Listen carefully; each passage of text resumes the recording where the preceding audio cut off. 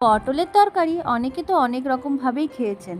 এবার একটু কোপ্তাকারি হয়ে যাক, দেখা যাক কি করছি। এখানে আমি পটল নিয়েছি 500, দিয়ে এটাকে ভালো করে জল দিয়ে ধুয়ে নিয়েছি। দিয়ে এবারে পটলটাকে দুদিকে কেটে নিয়ে তারপরে ছালটাকে ছাড়িয়ে নেব ভালো করে। প্রিন্স অফ গোল্ডকে অসংখ্য ধন্যবাদ আমার পাশে থাকার জন্য, আমিও আপনার পাশে আছি। এদিকে দুই সম্পাকেই ধন্যবাদ, ওরা বলেছে খুব সুন্দর রেসিপি। আমার ধন্যবাদ সবাইকে আমার পাশে থাকার জন্য। আমার এদিকে পটল সব ছাড়ানো হয়ে গেছে। এবারে আমি পটলটাকে ভালো করে একটা গ্রেটারে গ্রেট করে নেব। দিয়ে গ্রেট করে নেওয়ার পরে দেখুন, আমি এখানে কিন্তু বীজগুলো নেব না, যেগুলো মোটা বীজ থাকবে সেগুলো ফেলে দেব। আর এবারে আমি পটলটা ভালো করে গ্রেট করে নিচ্ছি। গ্রেট করার পরে কত সুন্দর জিরিজিরি করে হয়ে যাবে আমার পটলটা ঘষা। এটা ঘষে যাওয়ার পরে আমার সমস্ত পটলটা আস্তে আস্তে করে নেব। এটা একটু টাইম লাগবে কিছুক্ষণ। তারপরে এটা যখন ঘষা হয়ে যাবে তারপরে আমি নেক্সট ধাপে আসছি।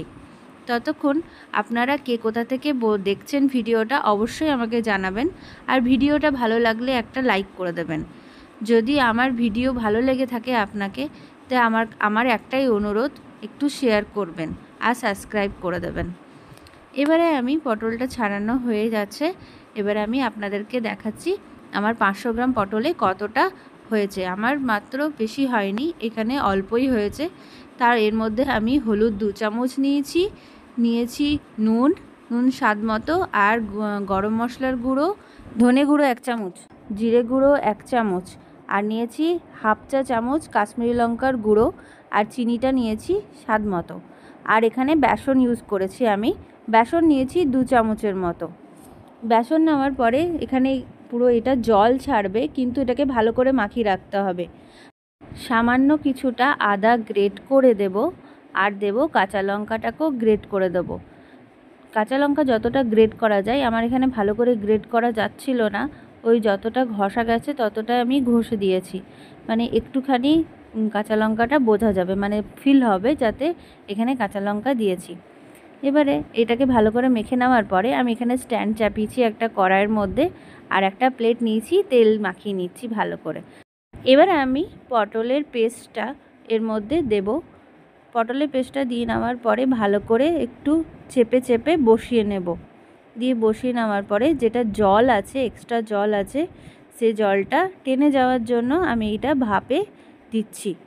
দিয়ে ভাপে দেওয়ার পরে আবার কিছুক্ষণ পরে আমি ফিরে আসছি।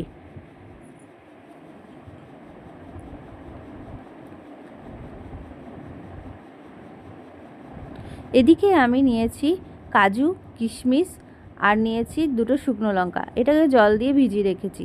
আর একটু কিছু ব্যাটার আমি রেডি করছি। দই নিয়েছি 2 চামচের মতো, আর দিচ্ছি এখানে কিছু মশলা, যেরকম 1 চামচ দেব জিরে গুঁড়ো, ধনে গুঁড়ো, একটু কাশ্মীরি লঙ্কার গুঁড়ো, আর দিচ্ছি একটু এখানে কিং মশলা, মানে কিচেন কিং মশলা দিয়েছি, আর দিয়েছি ভাজা মশলা। ব্যাস, আর কিছু দিইনি। এটাকে ভালো করে মাখিয়ে রেখে নিয়েছি। পেস্টটাকে মাখিয়ে সাইড করে রেখেছি।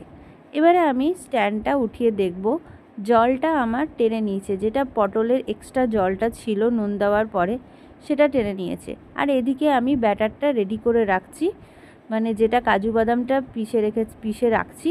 এখানে দিয়েছি 2টো কাঁচা লঙ্কা আর টমেটো। আর এদিকে আমি ওটাকে ভালো করে বড়ার আকারে ভেজে নিচ্ছি।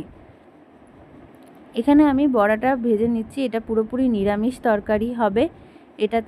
এটা আমাদেরকে রুটি, পরোটা, নান বা আমরা এখানে লুচির সঙ্গেও ভালো লাগবে, আর ভালো লাগবে আমাদের ফ্রাইড রাইস বা পোলাও, তার সঙ্গেও ভালো লাগতে পারে। এখানে আমি বড়াগুলো সব ভেজে নিচ্ছি পাটে পাটে। আমি এখানে কম তেলই ইউজ করেছি। আমি এখানে 2 চামচের মতো তেল দিয়েছি। 2 চামচের মতো তেল দেওয়ার মধ্যে আমার সুন্দর বড়াগুলো ভাজা হয়ে যাচ্ছে। বড়াগুলো কত সুন্দর দেখতে হচ্ছে। এরকম গোল্ডেন ব্রাউন করে তুলে রাখবো সমস্ত বড়াগুলো। তারপরে আমি এদিকে আবার একটুখানি কড়াইটা চাপাবো। এদিকে দেখো পেস্টটা রেডি হয়ে গেছে, আমি সাইড করে দিলাম।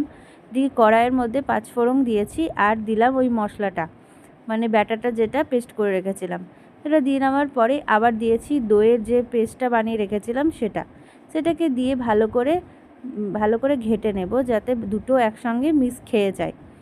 দিয়ে পরে ভালো করে ফুটে যাওয়ার পরে বড়াগুলো দিয়ে দিব।